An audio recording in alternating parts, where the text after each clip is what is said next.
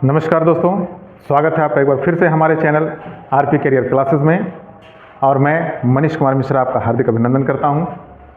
तो जैसा कि हम लोग बात कर रहे थे पिछली वीडियो में कि झारखंड पुलिस प्रतियोगिता परीक्षा की पेपर 2 में किस तरह के सवालात हमारे सामने आने वाले हैं। तो जैसा कि मैंने बताया था कि उसमें 50% क्वेश्चन जो है वो हिंदी व्याकरण से संबंधित क्वेश्चन है और 25% जो है वो जीके और मैथ है।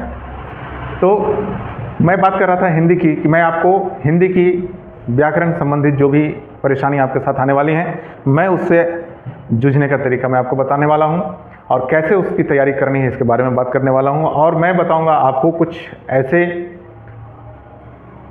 क्वेश्चंस जो हमारे चैनल पे उपलब्ध हैं, लगभग वो 100 क्वेश्चन की एक संगठन है और उसमें से मैं आपको 25-25 क्वेश्चन रोजाना आपको मैं बताता हूं। तो आज भी मैं आपके लिए 25 सवाल लेकर आया हूं, मैं उसके बारे में बात करूंगा आपसे। और मैं यहां आपको बताता चलूं कि ये 25 क्वेश्चन इस तरह के क्वेश्चन हैं जो आपके प्रतियोगिता परीक्षा में काफ़ी मददगार साबित हो सकते हैं। तो आइए चलते हैं, हम लोग बात करते हैं वे सवालों की जो हमें परेशान कर सकते हैं इस झारखंड पुलिस प्रतियोगिता परीक्षा के एग्जाम में। जैसा कि आप देख रहे हैं, हमारा पहला सवाल है, जलज शब्द में समास छांटिए। यानी जलज जो शब्द है, यहाँ ध्यान देंगे दोस्तों कि जलज में 2 शब्द हैं, जल प्लस ज। जल का अर्थ हुआ पानी और ज का अर्थ हुआ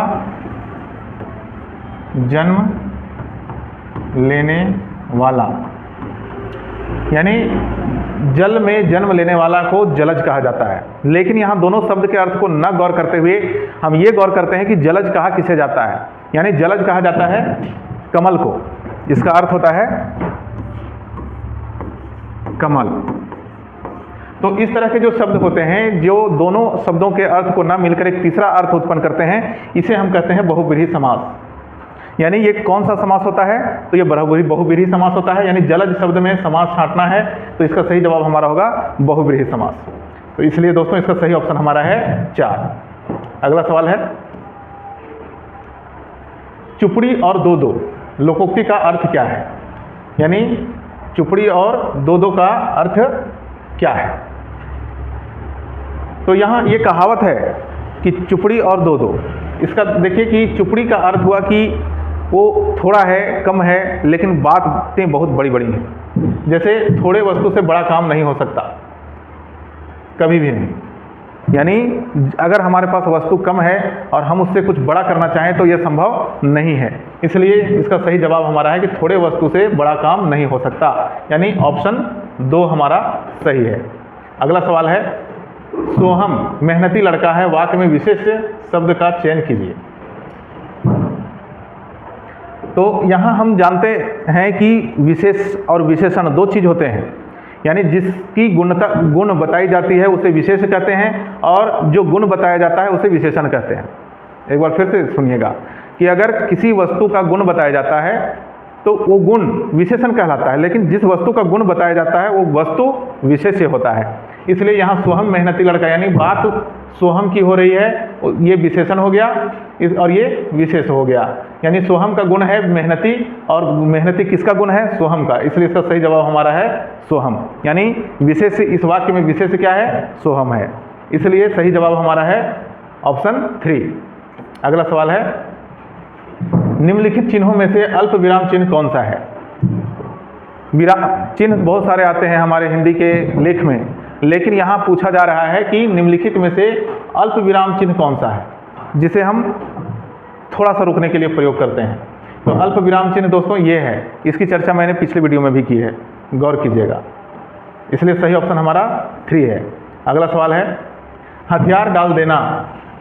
हथियार डाल देना मुहावरे का अर्थ क्या होता है? ये मुहावरा है जिसे हम अपने बातों में प्रयोग करते हैं। तो हथियार डाल देना, इसका उचित अर्थ क्या होगा? तो हार मान लेना। जब हम किसी चीज़ से हार जाते हैं, हार मान लेते हैं, तो हम उसे कहते हैं कि उसने हथियार डाल दिया। तो इसलिए सही जवाब हमारा है ऑप्शन 2। हमारा अगला सवाल है कि निम्नलिखित में शब्दों में से विशेष शब्द की पहचान कीजिए। विशेष, जैसा कि मैंने पिछले सवाल में चर्चा किया था विशेष और विशेषण के बारे में, तो उसी पर आधारित ये भी सवाल है। तो हम लोग गौर करेंगे दोस्तों कि यहाँ अच्छा लड़का यानी एक विशेष है और एक विशेषण है। बगीचा, सुंदर बगीचा, यहाँ भी एक विशेष और एक विशेषण है। तेज बड़ा, यहाँ दोनों विशेषण है। लेकिन यहाँ गति और घर, इसमें गति का भी विशेषता होती है और घर की भी विशेषता होती है। यानी हमारा सही ऑप्शन है गति और घर, यानी ये दोनों शब्द विशेष्य हैं।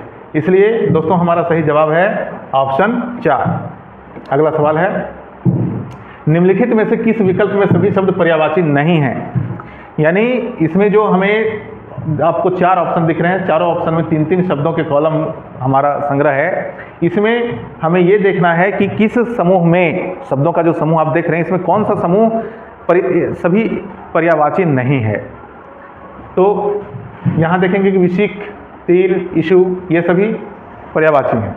निशित, मध्यरात्र, वासर, कैवल्य, निर्वाण, अपवर्ग, अश्म, प्रस्तर, शिला, तो ये सभी जो हैं ये एक दूसरे से पर्यायवाची हैं। लेकिन ये हमारा ऑप्शन जो है नंबर 2,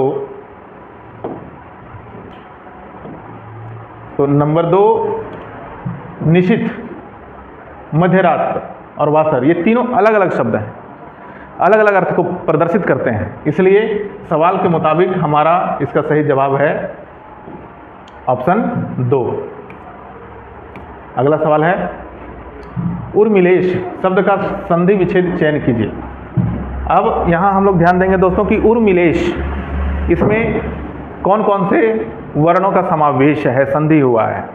तो यहाँ आप देखेंगे कि उर्मिलेश यानी अ या आ, इसके साथ अगर हम ई, हर्षई हो या दीर्घई हो, कोई भी अगर जोड़ते हैं तो ये ए बन जाता है। फॉर्मूला हमारा कहता है संधि विच्छेद का कि अगर संधि करते समय अगर पहला पद का जो अंतिम वर्ण है ये अ या आ हो और दूसरा पद जो हमारा है वो हर्षई या दीर्घई हो, तो दोनों मिलके ए बनते हैं। क्षमा चाहूँगा,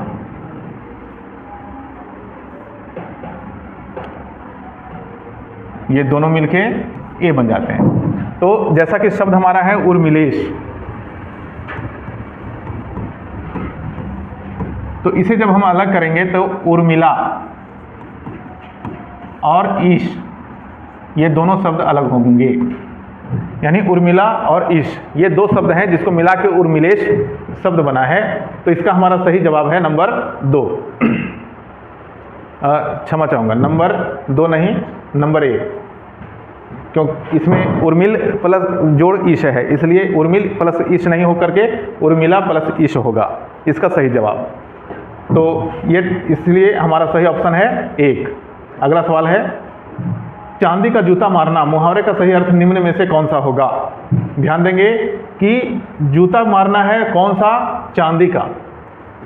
यहाँ जूते मारना बेइज्जती करना होता है, लेकिन यहाँ चांदी के जूते मारे जा रहे हैं, इसमें थोड़ी अलग भाव निकलती है। तो यहाँ कहना है कि चांदी का जो जूता मारना हमारा मुहावरा है, इसका सही अर्थ क्या होता है? तो दोस्तों इसका सही अर्थ है कि हम किसी को बेइज्जत करते भी हैं लेकिन प्रतिष्ठे से, इज्जत देकर बेइज्जती करना, यानी रिश्वत देना। इसका सही शब्द का मुहावरे का सही अर्थ है रिश्वत देना। इसलिए हमारा सही ऑप्शन होगा 1। अगला सवाल है, निम्न में से संधि का कौन सा युग्म गलत है? अब यहाँ है कि जो संधि बनाए गए हैं, यहाँ संधि है, इधर विच्छेद किया हुआ है, तो आपको बताना है कि कौन सा युग्म यानी सॉल्यूशन गलत है। तो यहाँ देखेंगे अनुदित, अनु प्लस उदित, अवनिंद्र, अवनि प्लस इंद्र, श्रद्धानंद, श्रद्ध प्लस आनंद, और भूद्वार, भूद्धार जो है तो भू प्लस उद्धार।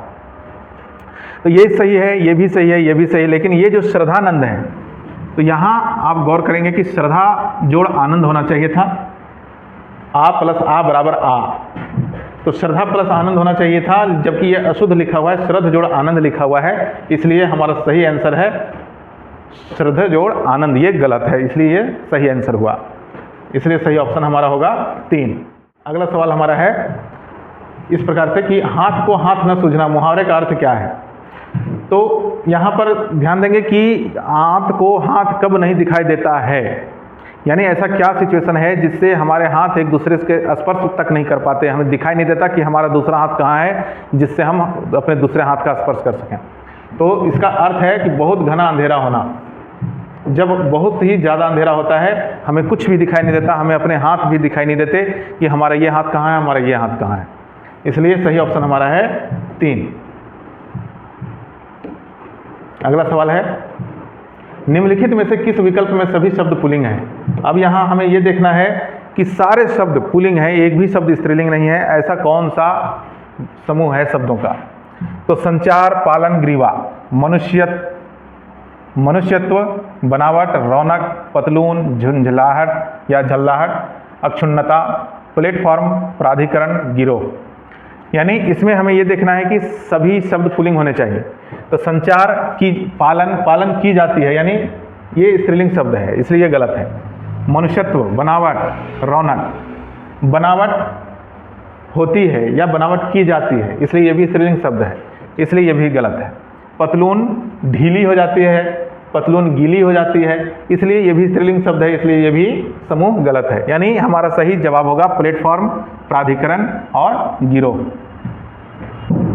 ध्यान देंगे, जैसा कि सवाल के मुताबिक है कि कौन सा समूह सिर्फ पुल्लिंग शब्दों से भरा है, तो हमारा सही जवाब है नंबर 4, जिसमें सिर्फ पुल्लिंग शब्द हैं। अगला सवाल है, निम्नलिखित में से किस विकल्प में विलोम युग्म सही नहीं है। अब यहाँ हमें ध्यान देना है कि ये जो आपके सामने विलोम शब्दों का जो आंकड़ा दिया हुआ है, इसमें हमें ये सही को नहीं ढूंढना है, बल्कि कौन सही नहीं है उसे ढूंढना है। तो औचक, अक्सर, डामाडोल, अस्थिर, झिड़कना, पुचकारना, गाफिल, खबरदार। अब यहाँ हम किसी को भगाते हैं तो दुलारते भी हैं, तो ये सही है। गाफिल है यानी बेखबर है, एक खबरदार है यानी होशियारी से है, ये भी सही है। औचक है, अक्सर है, यानी कि एक कभी कभी होता है, एक हमेशा होता है, ये भी सही है। लेकिन एक डामाडोल यानी स्थिति गंभीर है और दूसरा अस्थिर है, यानी एक स्थिर हो गया है और एक अस्थिर है, यानी ये इसका मतलब आप समझेंगे कि डामाडोल का मतलब है कि किसी की स्थिति खराब हो गई है, और अस्थिर का मतलब है कि ये चंचलता में है, बिल्कुल चंचल है, ये स्थिर होता ही नहीं है। तो इसलिए ये दोनों एक दूसरे के तालमेल में नहीं आते हैं, इसलिए हमारा सही ऑप्शन है नंबर 2। अगला सवाल हमारा है दोस्तों कि निम्नलिखित में से कौन सा समुच्चय बोधक शब्द है। समुच्चय बोधक ये अव्यय है, समुच्चय बोधक अव्यय। तो हमें ये ध्यान देना है कि इनमें से अव्यय शब्द कौन से हैं। हमें समुच्चय बोधक को ध्यान में कम रखना है, ज़्यादा ध्यान में रखना है कि समुच्चय बोधक है क्या। तो समुच्चय बोधक अव्यय है, यानी जिसमें किसी प्रकार का कोई बदलाव नहीं होता कभी। तो वैसा शब्द इसमें कौन है, तो ऐसा शब्द अथवा है, यानी अथवा जो है वो अव्यय शब्द है। यदि, यद्यपि, अथवा, तथा ये अव्यय शब्द होते हैं। तो अथवा इसका सही जवाब होगा, इसलिए सही ऑप्शन हमारा है 1। अगला सवाल है, कुप्रभाव का विलोम शब्द निम्न में से क्या होगा। कुप्रभाव यानी बुरे प्रभाव का उल्टा क्या होगा, तो सुप्रभाव। कुप्रभाव का उल्टा सुप्रभाव होगा, इसलिए हमारा सही ऑप्शन है 3। अगला सवाल हमारा है दोस्तों कि नवयुवक शब्द में कौन सा समास है। यानी यहाँ पर हमें देखना है नवयुवक, नवयुवक 2 शब्द हैं। नव का अर्थ हुआ यहाँ नया, युवक का मतलब हुआ जवान, लड़का। तो नवयुवक यानी पहला पद हमारा जो नव है, नया, ये विशेषण है, और दूसरा पद युवक ये संज्ञा है। तो हमें ये देखना है कि किस समास का ये फॉर्मूला है कि पहला पद विशेषण हो, दूसरा पद संज्ञा हो, तो दोनों मिलके वो कौन सा समास बनेंगे। तो ऐसा फॉर्मूला हमारा कर्मधारय समास का है, यानी कर्मधारय समास का पहला पद विशेषण और दूसरा पद संज्ञा होता है, इसलिए हमारा सही जवाब होगा कर्मधारय समास, ऑप्शन 3। अगला सवाल है, निम्न में से सिंह का पर्यायवाची शब्द क्या होगा। सिंह का मतलब होता है शेर, शेर का पर्यायवाची शब्द क्या है, तो हम इसमें केसरी, क्योंकि राकेश चंद्रमा का पर्यायवाची है, देवराज इंद्र का पर्यायवाची है और सविता सूर्य का पर्यायवाची है, इसलिए केसरी शब्द जो है यह सिंह का पर्यायवाची होता है, इसलिए सही जवाब हमारा होगा ऑप्शन 1। अगला सवाल है, निम्नलिखित में से कौन सा एक अनेकार्थी शब्द नहीं है। अनेकार्थी, यहाँ ध्यान देंगे कि जिसके एक शब्द के अनेक अर्थ होते हों ऐसा शब्द नहीं है। तो मुद्रा के कई सब अर्थ होते हैं। मुद्रा मतलब पैसा भी होता है, बैठने की, सोने की मुद्रा भी होती है। गुरु के भी कई अर्थ होते हैं, राशि के भी कई अर्थ होते हैं, लेकिन बुद्धि का एक ही अर्थ होता है, अक्ल। तो बुद्धि के समानार्थी हो सकते हैं, अनेकार्थी नहीं। इसलिए हमारा सही जवाब होगा ऑप्शन 1। सवाल हमारा है दोस्तों कि अगला सवाल हमारा है दोस्तों कि किस विकल्प में कोई भी शब्द अशुद्ध नहीं है। यहाँ ध्यान देंगे कि अशुद्ध नहीं है, यानी ये जो आपको तीन शब्दों के जो समूह दिए गए हैं, 4 समूह हैं, 4 समूह में एक ऐसा कॉलम है जिसमें कोई अशुद्धि नहीं है। तो जैसा कि हम देख रहे हैं कि ये पैतृक अशुद्ध होता है, ये प्रज्वलित अशुद्ध है और ये पैतृक अशुद्ध है। यानी ये पैतृक, प्रज्वलित, सर्वोपरि ये सही शब्द है, यानी इसमें अशुद्धियाँ नहीं हैं। इसलिए ये शब्द कॉलम हमारा 3 सही होता है। और अगला सवाल हमारा है कि इनमें से कर्म कारक का चिन्ह कौन सा है। यानी कर्म कारक कौन होता है। कारक आप सभी पढ़े हैं, 8 कारक होते हैं, 8 कारक के अलग अलग चिन्ह होते हैं। तो इसमें आपको बताना है कि कर्म कारक का चिन्ह क्या है। जैसा कि मैं आपको बताऊं कि कर्ता का चिन्ह होता है ने, कर्ता ने, और कर्म को, यानी कि कर्म कारक का सही चिन्ह है को। इसलिए हमारा सही जवाब होगा 1। तो इस तरह से हम अपने सवालों को आसान बना सकते हैं, सवालों के जवाब को आसान बना सकते हैं। प्रतियोगिता परीक्षा में काफ़ी मदद मिल सकती है इन सवालातों से। तो इस तरह के वीडियोस के लिए, इस तरह के सवालात के सॉल्यूशन के लिए आप जुड़े रहें हमारे साथ, हमारे चैनल में आरपी करियर क्लासेस पर, जहां आपको इस तरह के ढेर सारे प्रैक्टिस सेट भी उपलब्ध हैं आपकी परीक्षा फल को बेहतर बनाने के लिए। और वैसे परीक्षा के जो प्रैक्टिस सेट हैं हमारे चैनल पर, वो आपको मात्र 299 रुपये में उपलब्ध किए जाते हैं, और साथ ही आपको ढेर सारे मॉक टेस्ट पेपर भी दिए जाते हैं। इसलिए आप जुड़े रहें हमारे साथ आने वाले वीडियो में भी, और इस वीडियो में जुड़े रहने के लिए आपका धन्यवाद। फिर मिलेंगे, तब तक के लिए नमस्कार।